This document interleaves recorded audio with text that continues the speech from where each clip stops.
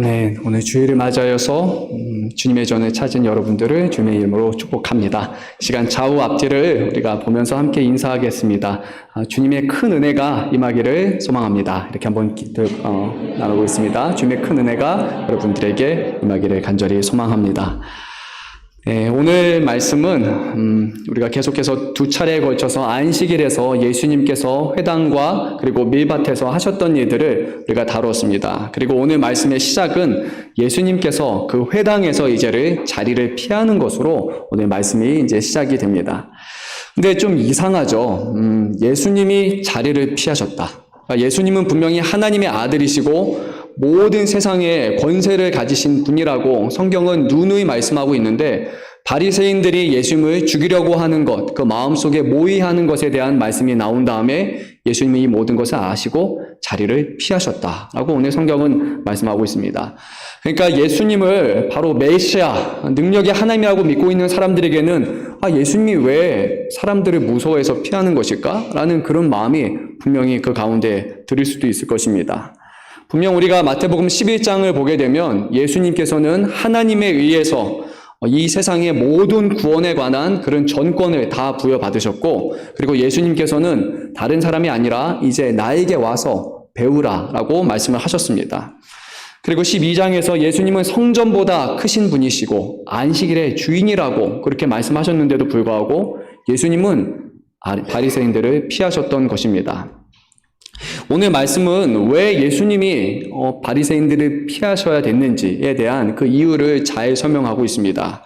바로 이사야 선지자의 그 예언을 통해서 바로 예수님은 이러한 메시아이시기 때문에 바리새인들의 그 자리에서 피하셔야 됐다는 것을 잘 설명하고 있습니다.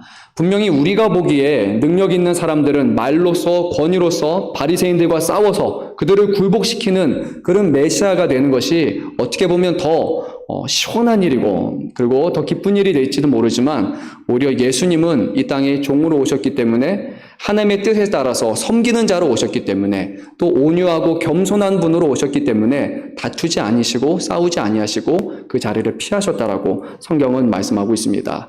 오늘 우리가 이 성경을 통해서 계시된 그 예수님의 그 음성에 귀를 기울인다면, 그 예수님을 따라가는 우리들이 앞으로 어떠한 삶을 살아가야 되는지, 그리스도인으로서 우리의 삶이 바로 예수님을 본받는 삶, 그리고 그 본받는 삶은 겸손하고 온유한 삶을 살아가는 것이라는 것을 우리는 마음속으로 깨달을 수 있을 것입니다. 그리고 그 일련의 과정을 통해서 우리가 생각하기에 이 방식이 아니라 이렇게 하는 것이 더 좋았을 텐데 라고 우리의 생각이 있지만, 그것이 아니라 오히려 이 방식으로 이끄시고 그것을 통해서 더 많은 역사를 이뤄나가시는 그 하나님의 놀라운 섭리를 우리는 깨달을 수 있을 것입니다. 한 가지 오늘 말씀을 통해서 우리가 눈여겨볼 점은 무엇이냐면, 예수님은 바리새인들의 기준에서 봤을 때는 반드시 죽이고자 하는 대상이었습니다. 그런데 아버지 하나님 기준에서 예수님을 바라보시니까 그 모습이 한없이 기뻐하시고 사랑하시고 그리고 택하신 종이라고 오늘 바로 이것을 대조해서 말씀하고 있습니다. 바리새인들의 기준과 하나님의 기준이 전혀 다르다는 것입니다. 세상이 우리를 평가하는 기준과 하나님이 우리를 평가하는 기준이 전혀 다르다는 것입니다. 저와 여러분은 세상의 평가와 세상의 기준으로 살아가길 원하십니까? 아니면 세상 사람들이 인정하지는 않지만 모든 것을 아시고 모든 것을 기뻐하시고 그리고 우리가 예수님을 닮아 살기를 원하시는 하나님의 기준에 부합하는 삶을 살아가기를 원하십니까? 오늘 이 말씀을 통해서 다시 한번 우리의 현재의 모습을 살펴보고, 그리고 우리가 정말 예수님을 닮고 하나님 보시기에 온전한 삶을 살아가고자 하는지 다시 한번 말씀을 통해서 깨닫는 은혜가 있기를 간절히 소망합니다. 오늘 이러한 큰 흐름 속에서 다시 한번 이 말씀을 하나하나 우리가 살펴보도록 하겠습니다. 예수께서 회당에서 한쪽 손이 마른 사람을 이제 고치셨고, 그리고 나서 그에 대한 반응으로서 바리새인들은 예수님을 죽이고자 했습니다. 그 이유는 안식에 관한 자신의 전통을 예수님께서 부정하셨기 때문이죠. 그것만 부정하신 것으로 끝나는 것이 아니라 이제 예수님의 부정과 그리고 인해서 자기들의 권위가 떨어지게 되니까 그동안 자신들의 삶을 지탱했던 그런 신앙의 근간이 완전히 흔들리게 된 것입니다. 분명히 말씀을 보게 되면 그들의 회당, 곧 바리새인들이 지배하고 있었고 그들이 가르치고 있었던 그 회당이었지만 그곳에서 예수님의 권위가 결국 바리새인들을 철저하게 무너뜨리는 일이 발생을 했습니다. 그들 마음속에 이제 예수님을 죽이고자 하는 마음이 분명히 생겼습니다. 바리새인들은 자신들의 속내를 공개하지 않았습니다. 하지만 그들의 마음속에는 예수님을 죽이고자 하는 마음이 있었고 그리고 예수님이 아셨을까요? 모르셨을까요? 예수님은 그들의 완악한 마음을 이미 알고 계셨다라고 성경은 말씀하고 있습니다. 예수님은 사람의 마음, 사람의 중심을 다 아시는 분이십니다. 그런데도 불구하고 예수님은 그들과 다투려 하지 아니하시고 그 자리를 조용히 피해서 나가셨습니다. 예수님께서는 바리새인들 앞에서 진리를 선언하는 일에 있어서는 결코 망설임이 없으셨고 뒤로 물러가지 않으셨고 당당하게 진리를 선포하셨습니다. 하지만 예수님을 향한 적대적인 행동이 고조되니까 예수님께서는 같이 싸우는 것이 아니라 거기서 한 발짝 물러서 자리를 피하신 것을 보게 됩니다. 예수님이 왜 자리를 피하셨을까? 한 가지 이유는 사도 요한의 표현을 빌어서 말하면 아직 인자가 영광을 받을 때가 되지 않았기 때문일 것입니다. 다른 말로 하면 아직 예수님께서 십자가에서 죽으실 때가 아니셨기 때문입니다. 그래서 예수님께서는 소란을 피하기 위해서 잠시 그 자리를 피하셨을 것입니다. 제가 아직이라고 말씀드린 것은 예수님께서 이 땅에 오신 목적이 실제로는 우리를 위해서 죽으시기 위함이었기 때문입니다. 예수님을 죽음을 회피하러 오신 분이 결코 아닙니다. 자신의 죽음이 두려워서 바리새인들을 피하고자 했던 것이 전혀 아닙니다. 예수님은 온 인류를 대표해서 죄와 죽음에 맞서 싸우시기 위해서 이 땅에 오셨습니다. 수백 수천 년을 살아서 오래 사는 방식으로 죽음을 이기는, 영원히 장수하는 방식으로 이기는 것이 아니라 오히려 십자가에서 죽으시고 그리고 죽음을 이기심으로 다시 살아나심으로 말미암아 모든 인류를 두렵고 떨게 만드는 죄와 사망이라는 것에 대해서 예수님은 맞서 싸우셨고 승리를 선언하셨던 것입니다.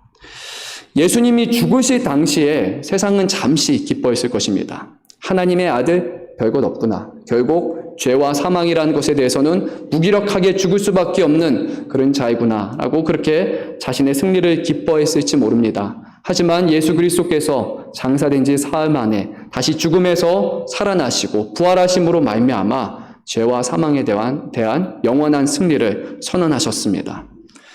오늘 말씀에서 따라서 바리새인들이 예수님을 죽이려고 모의한 것, 그리고 예수님께서 그 자리를 피하신 것, 이것은 결코 무엇을 두려워해서가 아니라 아니면 우연적으로 발생한 그런 사건이 결코 아니라 이것은 결국에는 저와 여러분을 위해서 이 세상의 모든 죽음을 궁극적으로 이기기 위해서 하나님께서 계획하신 모든 것이 이루어진 것을 우리는 알 수 있습니다. 예수님은 이 모든 것을 다 아셨으나 자신의 자존심과 자신의 어떤 마음을 결코 내세우지 않으시고 아버지 하나님의 인도하심을 믿고 받아들였고 그리고 끝까지 죽음을 두려워하지 않으신 것을 우리는 보게 됩니다. 예수님께서 이 땅에 오신 목적, 자신의 생명을 유지하기 위해서 자신의 이름을 높이기 위해서 이 땅에 오신 것이 아닙니다. 예수님께서 오신 목적이 무엇입니까? 누구를 위해서 오셨습니까? 저와 여러분을 위해서, 우리가 주 안에서 영원한 생명을 살게 하기 위해서, 우리를 살리기 위해서 예수님은 이 땅에 오셔서 죽으신 것입니다. 가장 높으신 분께서 자신의 영광을 다 버리셨고 낮고 낮은 인간의 세상에 내려오셔서 이 모든 세상과 모든 피조 만물에 가장 높은 섬김을 받으셔야 될 그분이 세상에 섬김을 받으시는 것이 아니라 도리어 세상을 섬기는 자로 그분은 이 땅에 오셨습니다. 모든 사람이 죄에 빠져서 죄의 결과인 죽음 앞에 무기력한 모습으로 놓여있는 것을 보시고 안타까워하셨고 그리고 유월절 어린 양이 되시기를 자처하시사 자신의 죽음과 자신의 피로써 우리들의 생명을 하나하나 사서 하나님 앞에 드리시는 일을 주님께서는 감당하셨던 것입니다. 하지만 사람들의 구원을 위해서 예수님께서 치르셨던 그 대가는 혹독했습니다. 이 땅에 오시는 그 순간부터 예수님은 어린 아이로부터 이미 죽임을 당할 그 운명에 처해 있었고 평생을 사람들의 모함과 손가락질과 예수님을 죽이려는 사람들의 손을 피하시면서 하나님의 복음을 전하시는 삶을 사셨습니다. 바로 이 길만이, 예수님이 죽으시는 길만이 세상을 구원하는 유일한 방법이셨기 때문에 주님은 이것을 받아들이셨던 것입니다. 이사야 선지자를 통해서 주셨던 예언처럼 그가 찔림은 우리의 허물 때문이요, 그가 상함은 우리의 죄악 때문이고, 그가 징계를 받음으로 우리는 평화를 누리고, 그가 채찍에 맞음으로 우리는 나음을 받은 것입니다.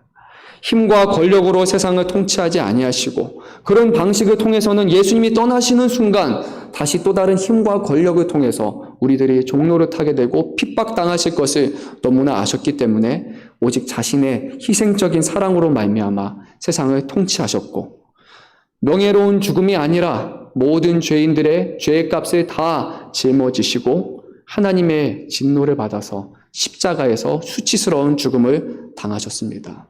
하지만 주님은 죽음 가운데 승천하심으로 말미암아 우리 모두에게 이 땅의 삶이 끝이 아니라 이후에 하나님께서 예비하신 영원한 삶이 있다는 것을 몸소 보여주셨습니다. 보좌에 앉으신 그 예수님께서는, 보좌 우편에 앉으신 예수님께서는 지금 하나님으로부터 모든 영광과 권세와 나라를 받으셨고 이제는 온 세상을 통치하시는 주로 지금 계심을 우리는 믿어야 합니다. 그리고 그를 따라가는 사람들에게는 바로 예수님의 따르는 사람으로서 세상의 제사장이 되고 왕노릇하는 귀한 일로 우리를 세우신다라고 주님은 약속하셨고 그 귀한 삶에 우리를 초청하셨습니다. 사랑하는 성도 여러분, 눈에 보이는 것이 전부가 아닙니다. 눈에 봤을 때는 예수님은 바리새인들을 피하는 사람이었을 뿐입니다. 사람을 두려워하는 것처럼, 죽음을 두려워해서 피하는 것처럼 보였지만 하나님의 뜻을 따르는 그 삶을 통해서 예수님께서는 온 세상을 구원하는 놀라운 역사를 이루셨던 것입니다. 지금 우리가 사람들의 보기 위해, 사람들의 시선에 따라서 두려워하고 살아간다면 하나님이 인도하시고 계획하신 더 놀라운 일들을 바라보지 못할 것입니다. 하지만 우리를 인도하시고 우리의 모든 삶을 계획하시는 그 하나님 앞에 우리의 삶을 맡긴다면 우리 한 사람의 삶을 통해서 우리가 우리의 힘으로 감당할 수 없는 놀라운 일들을, 더 많은 구원의 일들을 이루는 일에 주님께서 귀하게 사용하실 것입니다. 오늘 15절, 16절 말씀을 보게 되면 예수님께서는 자신의 때가 이르시기 않기 때문에 분쟁을 피하기 위해서 회당을 떠나셨는데 더 놀라운 일이 하나 발생하게 됩니다. 많은 사람들이 예수님을 쫓아 따라오게 되었고 예수님께서는 회당에서 한 사람을 치유하는 것으로 끝났지만 이제 자신을 따라온 그 수많은 무리들을 다 치유하시는 더 놀라운 역사를 이뤄나가신 것을 보게 됩니다. 사람들의 시선이 아니라 우리의 눈앞에 보이는 것이 아니라 하나님의 계획에 따르는 삶은 바로 이러한 삶이라는 것을 우리가 믿을 수 있기를 바랍니다. 예수님이라 할지라도 이 땅에 오실 때 육신을 입고 오셨기 때문에 많은 사람들이 주의지어서 예수님 앞에 나와서 치료를 받기 원하셨다면 한 사람 한 사람 치유하시는 그 과정이 분명히 쉬운 과정은 아니었을 겁니다. 많은 시간이 필요로 하고 그리고 많은 관심과 그런 에너지가 분명히 소모되었을 것입니다. 만약에 세상 사람이라면 특정한 사람이 너무 많으면 기준을 잡습니다. 어떤 사람을 먼저 치료해야 되는가? 누구는 해야 되고 누구는 나중에 해야 되는가? 오늘날 우리가 백신을 맞을 때도 그 연령대, 위험군, 중요도에 따라서 어떤 순서를 따지는 것처럼 그런 기준에 합당한 사람들을 먼저 치유하시는 것을 보게 됩니다.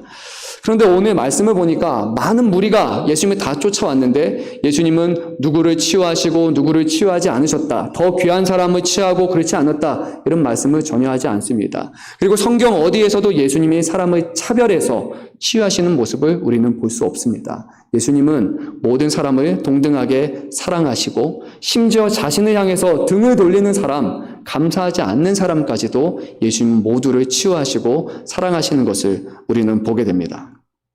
도움이 될 만한 사람만을 치유하시지 않고 자신의 딸을 제자가 될 사람만을 치유하시지도 않았고 그 모든 치유를 통해서 어떤 이득도 취하시지 않은 분이 바로 우리 주님이십니다.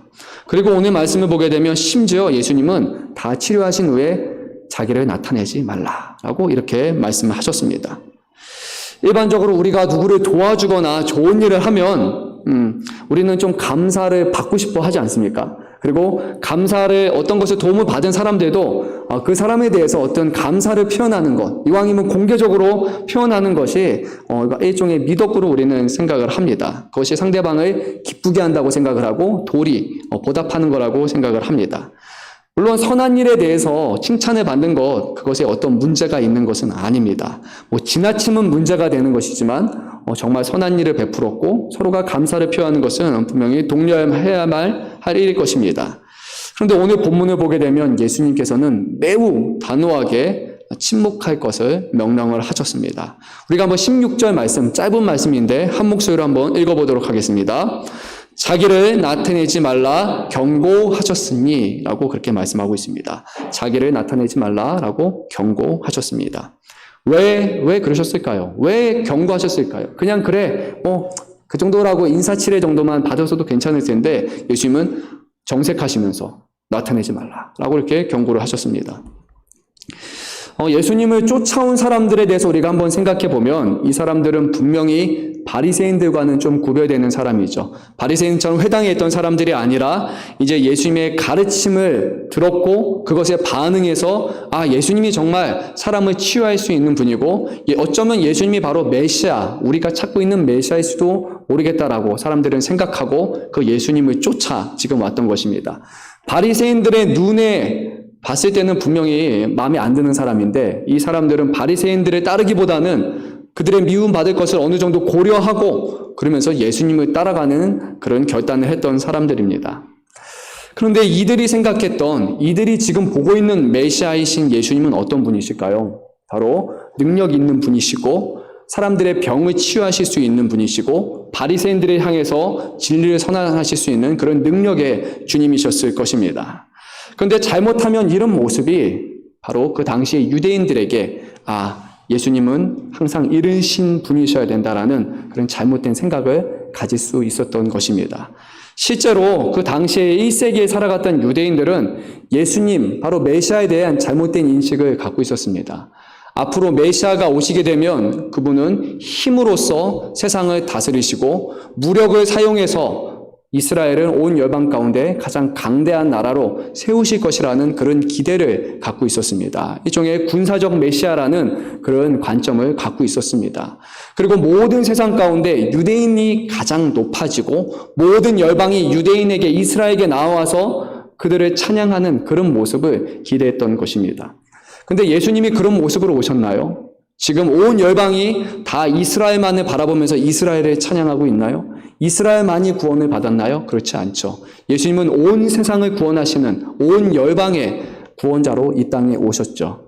그래서 예수님은 지금 이 사람들이 자신이 치유하는 모습과 자신들이 지금 눈앞에 보이는 그 경험에 비롯된 잘못된 메시아에 대한 인식을 갖지 않도록 지금 이것을 전하지 않도록 그렇게 그들의 입을 막으셨던 것입니다. 메시아로 오셨던 예수님의 신분과 목적을 오해하지 않도록 혹시라도 지금 자신의 경험에서 비롯된 것으로 끝난 것이 아니라 그 경험이 나중에는 점차 강화되어서 예수님에 대한 어떤 기대, 자신들이 원하는 메시아가 됐으면 좋겠다라는 그 기대를 담아서 열망을 담아서 사람들에게 예수님이 이러한 분이다 라고 퍼뜨릴까 봐 주님은 그것을 철저하게 막으셨던 것입니다. 예수님이 행하시는 모든 일의 목적은 하나님의 기대에 부합되는 것입니다. 결코 예수님은 사람의 기대에 부합하거나 사람의 칭찬을 받거나 사람을 기쁘시게 하기 위해서 하신 일이 단 하나도 없고 오직 하나님만을 바라보시면서 모든 일을 했던 것입니다. 근데 전형적인 이스라엘 사람들은 자신들을 기쁘게 하고 자신들을 이롭게 하는 자신들에게 무언가 도움이 되는 그런 메시아를 기대했기 때문에 주님은 이것을 방지하고자 하셨던 것입니다. 예수님께서 행하신 수많은 기적들은 예수님의 메시아라는 그 신분과 예수님이 전하는 그 메시지의 진정성을 분명히 증거하지만 사람들의 입을 통해서 전해지는 이런 말들은 자신들의 경험뿐만이 아니라 정말로 자신의 기대를 반영하기 때문에 예수님의 메시지가 왜곡될 수 있었습니다. 주님은 이것을 단호하게 금하셨습니다. 예수님은 이후에 모든 사람들을 통해서 이 메시지를 전하는 것이 아니라 바로 자신들의 제자를 통해서만 이 일을 전하겠다고 말씀하셨습니다. 자신에게 와서 배우고 가르침을 받고 자신을 따르는 사람들을 통해서만 하나님의 온전한 뜻을 전하기를 원하셨습니다. 그것이 바로 마태복음 28장 18절에서 20절에 기록된 내용입니다. 제가 한번 읽어보도록 하겠습니다.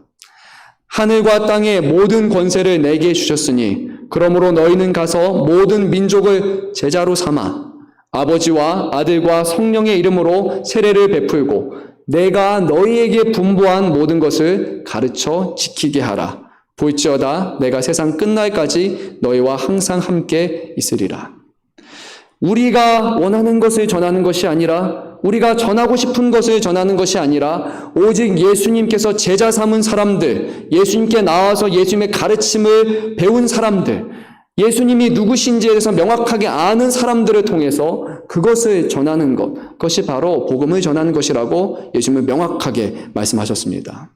그러니까 우리가 세상에서 그리스도인으로 살아간다는 것은 내가 원하는 것, 내가 전하고 싶은 것, 내가 기뻐하는 것을 전하는 것이 결코 아닙니다. 우리가 삶의 다양한 상황을 마주칠 때마다 우리가 전해야 될 것은 예수님께서 전해들은 것, 우리가 배운 것, 주님께서 우리를 가르치신 것, 그것을 전하는 것이 바로 제자이고 주님의 자녀된 우리들의 사명이라는 것입니다. 그래서 우리가 삶 가운데 살아갈 때 이것을 행하고 있는지 아니면 다른 것을 전하고 있는지 우리는 분별해야 됩니다. 그리스도께 배운 것을 전하고 있다면 주님은 기뻐하시겠지만 우리의 마음과 우리가 하고 싶은 것을 전하려고 한다면 주님은 아무 말도 하지 말라라고 우리를 경고하시고 침묵하게 하실 것입니다. 예수님의 이러한 행적은 분명히 당대 사람의 기준을 볼 때는 부합하지 않는 그런 모습이었습니다.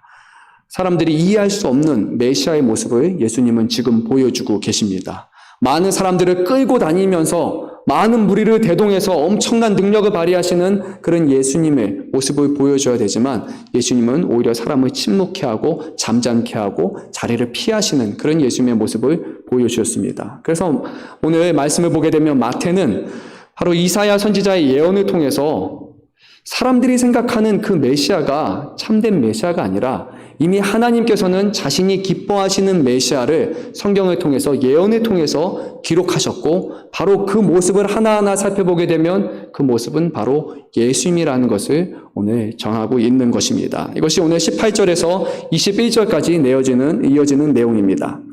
이 18절에서 21절의 내용은 구약성경 이사야서 41장 1절에서 4절까지의 그 말씀을 인용하는 것입니다.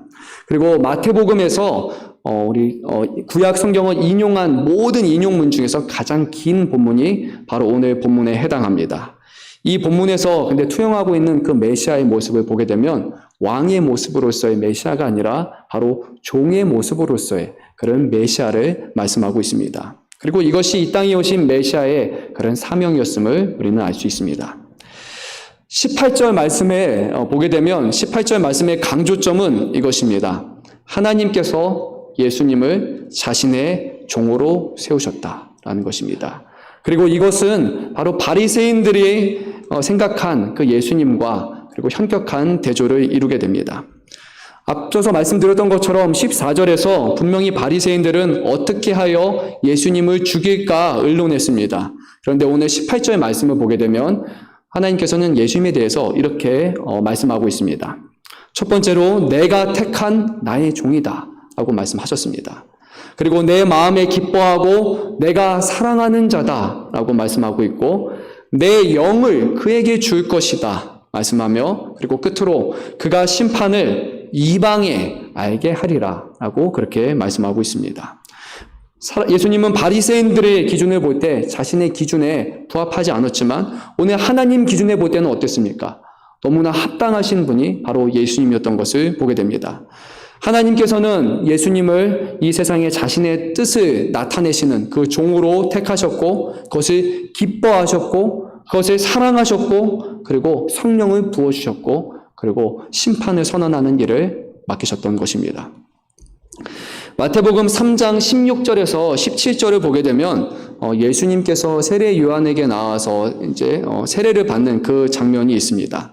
이제 물속에 들어가셨다가 예수님이 물에서 나오실 때 놀라운 광경이 하나가 일어나죠. 무슨 광경이 일어납니까? 하늘이 열리고 그리고 하나님의 성령이 비둘기처럼 임하시는 것을 예수님이 친히 보시게 됩니다. 그리고 나서 거기서 하나님의 음성이 하나 있었습니다. 이렇게 말씀하셨습니다.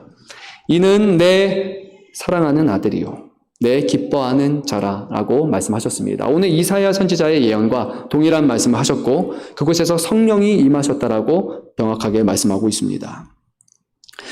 오늘 마태가 주장하는 것은 자신의 생각을 들어서 그러니까 이사야 선지자의 선언을 이렇게 말씀을 전하는 것이 아니라 예수님께서 정말 이 땅 가운데서 일어나신 일을 오늘 구약의 선지자의 글을 통해서 이것이 실제로 이루어지고 성취되었다는 것을 그렇게 명확하게 말씀하고 있습니다.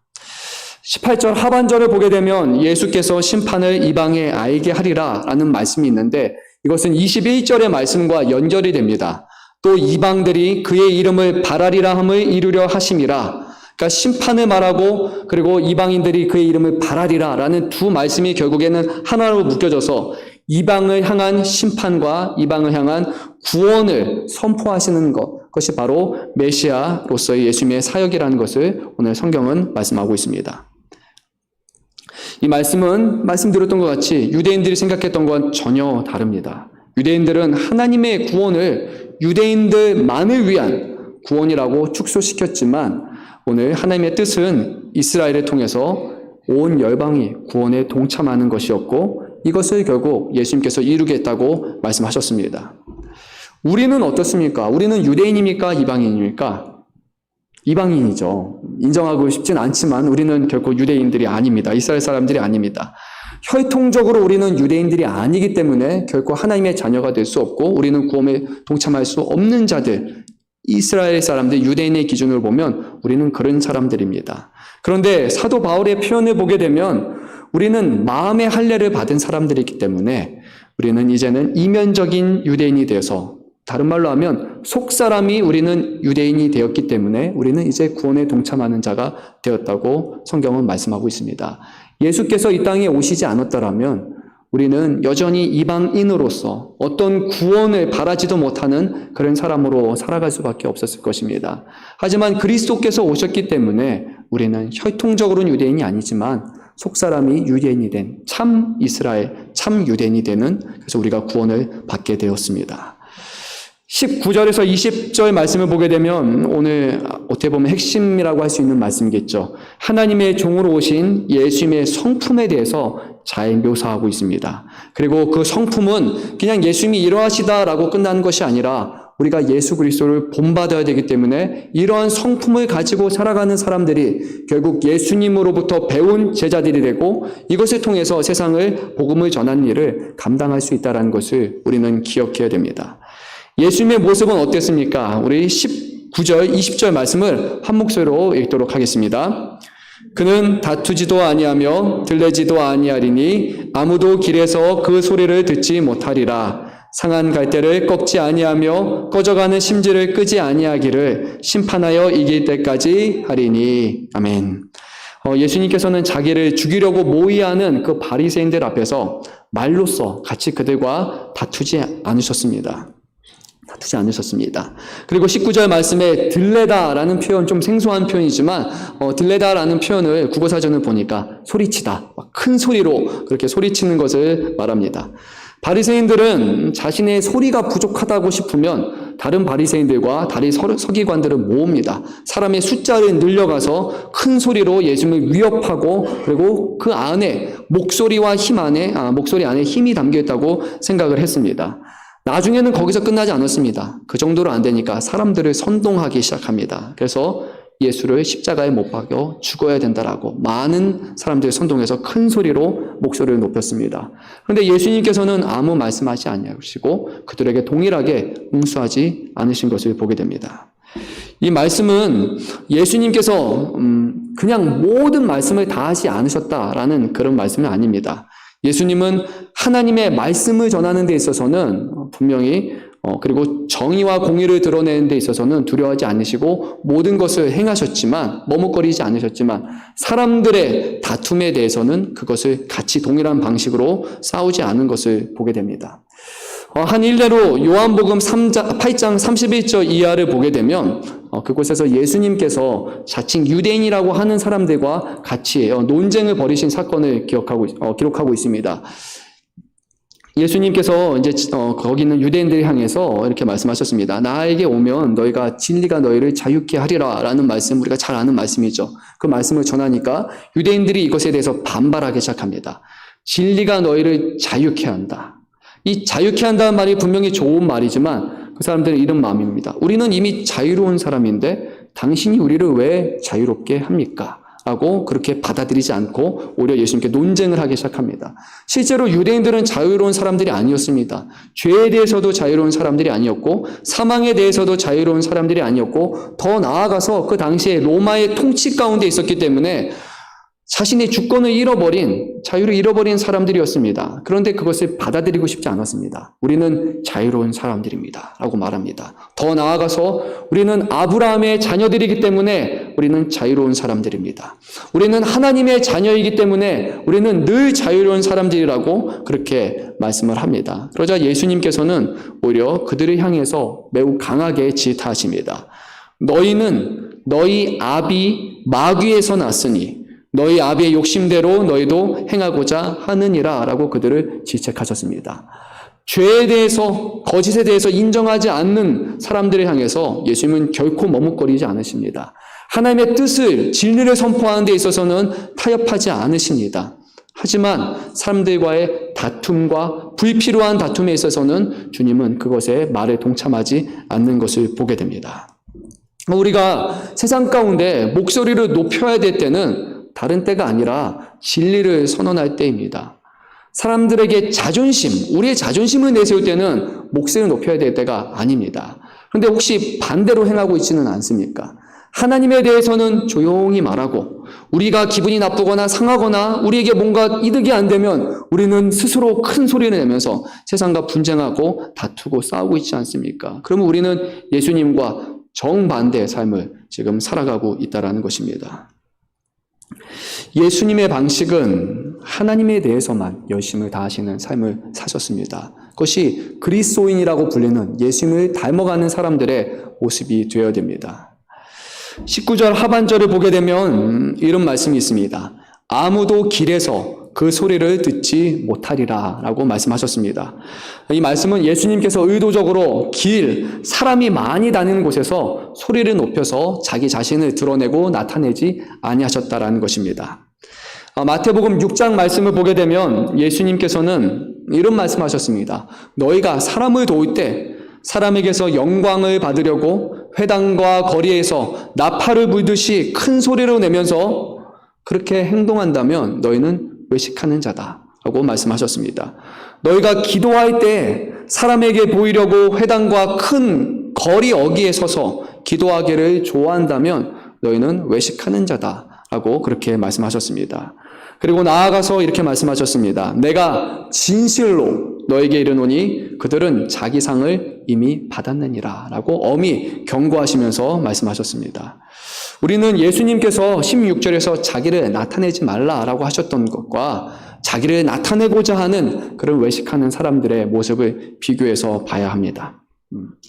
저희 집에 가면 자랑 차단기가 있습니다. 자랑 차단기. 저는 그렇게 생각합니다. 자랑 차단기. 뭔가 좀 생소하죠. 집에서 이제 밥을 많이 먹으면 저희가 이제 같이 모여서 말을 좀 많이 합니다. 대화를 상당히 많이 해서 때로는 그냥 대화하다가 밥도 천천히 먹고 막 학교 이렇게 늦게 가는 일도 발생하게 되는데, 근데 저희 집에 자랑 차단기가 하나 있는데 제가 이렇게 뭔가 말을 할 때 자랑하려는 말이 딱 생기면 바로 가차없이 잘라버립니다. 아빠 또 자랑이라고 이렇게 말하는 자랑 차단기가 있습니다. 아니 저런 아빠가 옛날에는 좀 젊었을 때는 인기가 많아서 그러면 아빠 또 자랑 바로 가차없이 끊어버립니다. 저희 사모는 겸손한 사람이라서 그런 말 안 하는데 저는 이제 한 번씩 자랑병이 이제 도질 때가 있어서 이런 건 이렇게 해야 지금 자랑 그래서 가차없이 딸애가 잘라버립니다. 물론 문제가 하나 있습니다. 이 자랑 차단기가 자기 자신에게는 작동을 안 합니다. 그래서 자기 자신은 막 자랑을 다 하지만 유독 저에게는 좀 단호하다는 문제가 있지만 그래도 덕분에 집에서 겸손을 저는 생활화하면서 타의적으로 그렇게 살아가고 있는 것 같습니다. 우리는 자랑하기 좋아하죠. 남들에게 드러내기 좋아하고 또 누가 인정해 주는 거 참 좋아합니다. 근데 자랑에도 종류가 참 다양합니다. 어떤 자랑은 그냥 그래 그런 자랑이라고 분명히 할 수 있을 겁니다. 그런데 자랑 중에 정말 안 좋은 자랑이 하나가 있습니다. 바로 그것이 예수님께서 서기관들과 바리새인들에게 질책하신 그런 잘못된 자랑이 하나 있었는데 그것은 하나님께 하는 경건의 삶, 드리는 그런 경건한 행위를 자신을 드러내고 자신을 자랑하기 위한 수단으로 삼는 것. 이것을 예수님께서는 매우 싫어하셨고 심하게 경고하시는 것을 보게 됩니다. 마태복음 23장 보게 되면 예수님께서는 이 바리새인과 서기관들, 자기 자신을 드러내고자 하는 사람들, 하나님에 대한 경건과 열심을 보여주기 위해서 자랑하기 위해서 하는 사람들에 대해서 다음과 같이 책망을 하셨습니다. 무려 7번에 거쳐서 화 있을 진저 외식하는 서기관들과 바리새인들이여 라고 말씀하셨습니다. 몇 번이라고요? 7번입니다. 성경 안에서 7이라는 숫자는 특별한 의미를 가지고 있습니다. 완전하다라는 숫자를 분명히 이 안에는 내포하기 있기 때문에 사람들 앞에 경건한 모습과 신앙을 자랑하는 사람, 종교적인 행위를 자랑하는 사람들은 하나님이 보시기에, 예수님 보시기에 가장 악하고 심각한 그런 일을 행하고 있다는 것입니다. 이것은 하나님 보시기에 심히 악한 행동입니다. 종교적인 열심을 가지고 자랑하는 사람들은 하나님이 하신 일, 하나님께서 그 사람을 통해서 이루신 일과 그것을 통해서 하나님이 받으셔야 될 그 영광을 사람이 대신 취하는 심각한 죄를 범하고 있는 것입니다.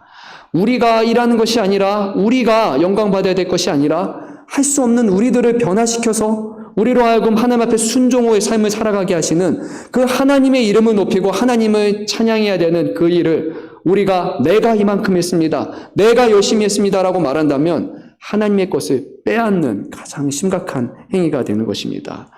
예수님께서는 엄히 경고하셨습니다. 자신을 나타내지 말라고 하신 그 예수님의 모습을 통해서 혹여라도 우리가 하나님을 자랑하고 하나님을 나타내야 될 우리의 삶이 많은 시간은 우리를 자랑하고 우리를 드러내는 삶을 살아가고 있지 않는지 한번 스스로 우리는 점검해 봐야 되고, 오늘 예수님의 말씀처럼 겸손하고 온유하고 자신을 드러내지 않는 그 삶을 우리는 분명히 본받아야 할 것입니다.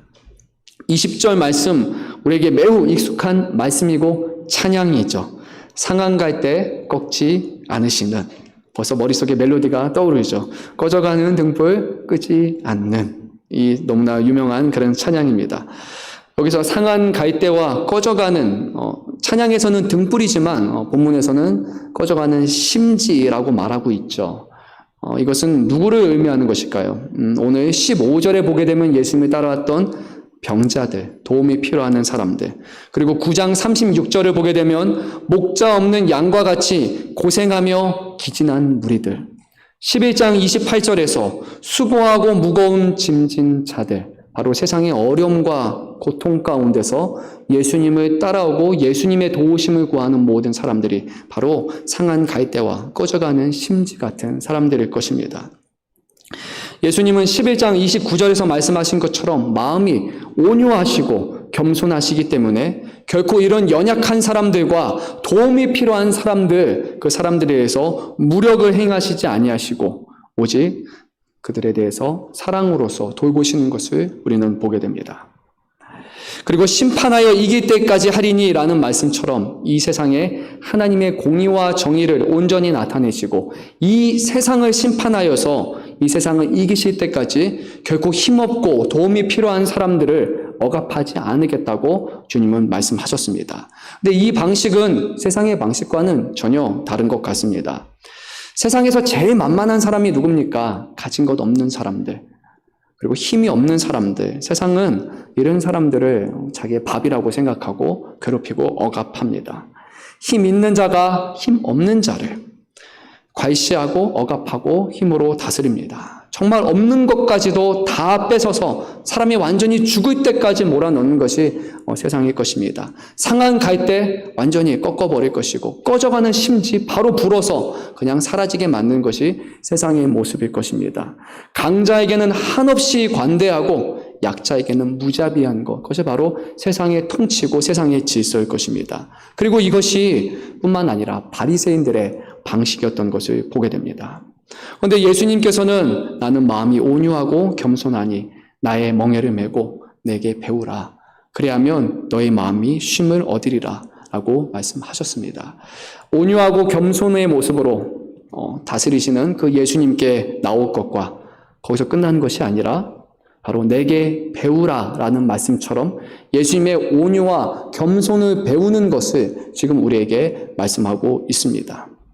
그리스도를 믿는다라는 것은 예수님께서 온유하고 겸손하다는 것을 믿는 것이고 뿐만 아니라 우리가 그 온유와 겸손을 배우고 닮아가는 삶을 살겠다고 고백하는 것입니다.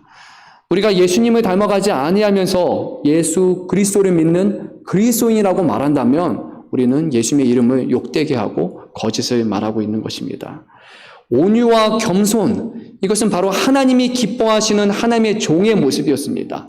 기뻐하고 사랑하는 내가 택한 종, 그리고 내가 이 세상 열방의 구원을 이룰 때 사용하는 그 모습이 바로 이 예수님의 모습이라고 말씀하셨습니다. 그렇다면 지금은 하나님의 마음이 바뀌시겠습니까? 2000년이 지난 지금은 아니야. 이제는 온유와 겸손이 아니야. 이제는 힘과 능력으로 세상을 변화시켜야 돼 라고 과연 하나님이 그렇게 자기를 번복해서 말씀하시겠습니까?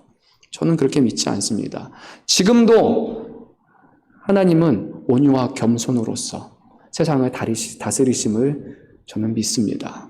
그리고 이 땅에 있는 모든 교회들과 이 자리에 있는 저와 여러분 우리가 모두가 해야 되는 방식은 바로 예수님을 닮아서 온유와 겸손으로서 세상을 다스리는 것입니다. 세상을 섬기는 그 방식을 통해서 그 당시에는 별 볼 일 없고 힘없고 나약하고 죽는 것이라고 생각했지만 오히려 예수님의 그 죽으심을 통해서 부활하심이 있었고 세상 온 열방을 구원하는 놀라운 역사를 이루어주었던 것처럼 우리가 판단하고 우리가 보이는 힘과 능력이 아니라 예수 그리스도를 닮는 온유와 겸손을 교회가 행할 때 우리는 세상을 진정으로 구원할 수 있는 그런 놀라운 하나님의 역사를 이뤄나갈 수 있게 되는 것입니다. 예수님을 닮아서 온유하고 겸손한 자가 될 수 있기를 간절히 소망합니다. 시간이 갔지만 제가 조금만 말씀을 더 전하고자 합니다. 말씀을 묵상하면서 떠오르는 그런 장면과 인물이 하나 있었습니다. 이 말씀이 부합하는 구약의 인물이 하나가 있죠. 바로 다윗이라는 그런 사람이었습니다. 하나님께서 어느 날 선지자 사무엘을 불러셔서 이제 베들레헴 사람 이새에게 가서 한 왕을 이제 세우라라고 그렇게 말씀하셨습니다. 사무엘상 16장 7절에 보게 되면 이 장면이 나오고 하나님은 사무엘에게 이렇게 말씀하셨습니다. 여호와께서 사무엘에게 이르시되 그의 용모와 키를 보지 말라. 내가 이미 그를 버려놓으라. 내가 보는 것은 사람과 같지 아니하니 사람은 외모를 보거니와 나 여호와는 중심을 보느니라 하시더라 라고 말씀을 하셨습니다. 그리고 여기에서 용모와 키에 해당하는 사람은 바로 사울 왕이었죠. 여호와께서는 이새의 7 아들이 이제 한 사람 한 사람 이제 사무엘 앞을 지나가게 됐는데 그 중에서 아무도 택하지 않으셨습니다. 그리고 사무엘이 이제 이새에게 물어봅니다. 내 아들들이 다 여기에 있느냐? 그러니까 이새가 말합니다. 아직 막내가 남았는데 그는 양을 지키나이다 라고 그렇게 말합니다. 사무엘이 그가 올 것을 요청했고 이새가 사람을 보내서 다윗을 이제 데려오게 됩니다. 그리고 나서 성경이 이렇게 말씀합니다. 빛이 붉고 눈이 빼어나고 얼굴이 아름답더라 라고 말합니다. 근데 분명히 하나님께서는 그의 용모를 보고 판단하지 아니하신다고 말씀하셨습니다. 그러면 빛이 붉고 눈이 빼어나고 얼굴이 아름답다라는 이 표현은 그의 용모를 향한 그런 하나님의 평가가 아니라 그의 마음의 중심을 향한 그런 하나님의 평가였을 것입니다. 하나님을 향한 그의 마음과 그의 빛이 붉고 그의 눈이 빼어나고 하나님을 향한 그의 얼굴이 빛나는 모습을 오늘 성경은 말씀하고 있는 것입니다. 그래서 하나님은 그를 택하셨고 그에게 기름을 부으셨고 다윗 이제 그 기름 부은 후에 여호와의 영에 크게 감동되었다라고 성경은 말씀하고 있습니다. 그런데 다른 인물이 하나 있었습니다. 그는 용모가 매우 빼어난 사람이었습니다. 사무엘상 9장 2절을 보게 되면 사울을 이렇게 표현을 합니다. 얼마나 잘생겼는지 이렇게 표현을 합니다. 그의 이름은 사울이요 준수한 소년이라. 이스라엘 자손 중에 그보다 더 준수한 자가 없고 키는 모든 백성보다 어깨 위만큼 더 컸더라. 이스라엘 전체 중에 가장 잘생긴 사람이 바로 사울이었습니다. 근데 이스라엘 왕이 된 후에 사울의 행적을 보게 되면 그의 중심은 하나님께 있지 않고 바로 사람들에게 있었던 것을 우리는 알 수 있습니다. 다른 말로 하면 이스라엘의 왕인 사울은 하나님 보시기에는 좋은 왕이 아니었는데 사람들이 보기에는 세상 참 좋은 그런 왕이었던 것입니다. 사울과 백성은 바로 한 마음, 같은 마음을 품고 하나님의 뜻에 따르지 않았기 때문입니다. 그래서 그 결과 사무엘상 15장 11절을 보게 되면 하나님은 이렇게 말씀을 하십니다. 내가 사울을 왕으로 세운 것을 후회하노니 그가 돌이켜서 나를 따르지 아니하며 내 명령을 행하지 아니하였습니다. 라고 말씀하십니다. 내가 사울을 왕으로 세운 것을 후회한다 라고 하나님께서 그 말씀을 하셨습니다.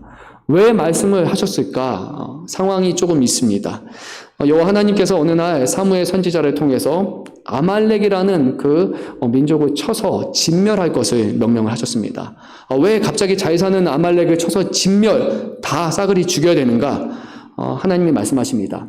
이스라엘 백성이 애굽에서 나올 때 아말렉이 이스라엘을 대적했기 때문에 이제 하나님께서는 시간이 지났지만 그들을 벌하셔야겠다고 말씀하셨습니다.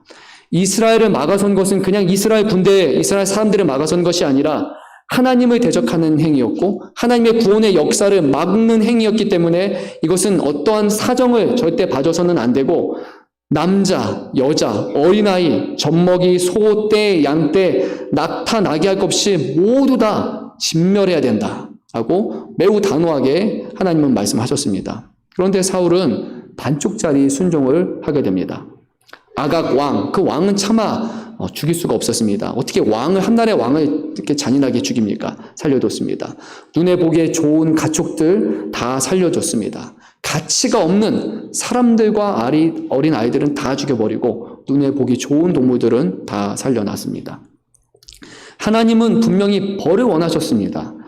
그런데 이스라엘 백성은 이것이 벌이 아니라 전쟁 그리고 약탈로서 하나님의 계획을 변질시켜 버렸습니다. 하나님의 진노로 진멸되어야 될 그 백성을 향해 사람의 무력으로 가서 전쟁을 하고 필요한 것을 약탈하는 잘못된 행위로 결국 변질시켜 버렸습니다. 결국 사무엘은 그를 책망하게 됩니다. 근데 사울이 이렇게 항변을 했습니다. 나는 실로 여호와의 목소리를 청종하여 여호와께서 보내시는 길로 가서 아말렉 왕 아각을 끌고 왔고 아말렉 사람들을 진멸하였으나 다만 백성이 그 마땅히 멸할 것 중에서 가장 좋은 것으로 길갈에서 당신의 하나님 여호와께 제사하려고 양과 소를 끌어왔나이다 라고 그는 핑계를 하게 됩니다. 함께 있을 때는 좋은 사람이었지만 위기의 상황이 되자 내가 아니라 당신의 백성이 그랬고 당신의 하나님이라고 선을 긋는 것을 보게 됩니다. 그런데 그 앞선 15장 9절을 보게 되면 성경은 이렇게 말합니다. 사울과 백성이 아각과 그의 양과 소의 가장 좋은 것 또는 기름진 것과 어린 양과 모든 것을 남기고 진멸하기를 즐겨 아니하고 가치 없고 하찮은 것을 진멸하리라 라고 말합니다. 사울과 백성은 한 배를 타고 한 마음을 품었지만 사울이 책망을 받는 순간 나는 아니고 백성들이 그랬습니다 라고 결국 그렇게 했습니다. 그리고 하나님께서는 하나님의 뜻이 아니라 하나님의 편에 선 사람이 아니라 백성들의 편에 선 이 사울 왕을 이제는 그 자리에서 끌어내기고 자신이 기뻐하시고 자신이 원하는 그 하나님의 새로운 왕 다윗을 세우시기를 그렇게 원하셨습니다. 그리고 다윗의 삶은 우리가 너무나 잘 알 겁니다. 시편을 읽어보면 다윗이 얼마나 하나님만을 바라보고 하나님만을 의지함으로써 세상 모든 사람들에게 버림을 당하고 사람들에게 끊임없이 고통 가운데 살아갔지만 그 가운데서도 늘 하나님만을 바라보는 그 믿음으로 기도함으로써 그의 삶을 살아갔던 것을 우리는 성경을 통해서 잘 알고 있습니다. 하나님이 원하시는 왕은 다윗은 세상에게는 나중에 손가락질 당하고 세상 사람들에게 미움을 당했지만 하나님 보시기에는 가장 귀하고 마음에 합한 왕이라고 그는 불리게 되었던 것입니다. 사랑하는 성도 여러분, 우리는 누구의 시선을 바라보며 살기를 원합니까?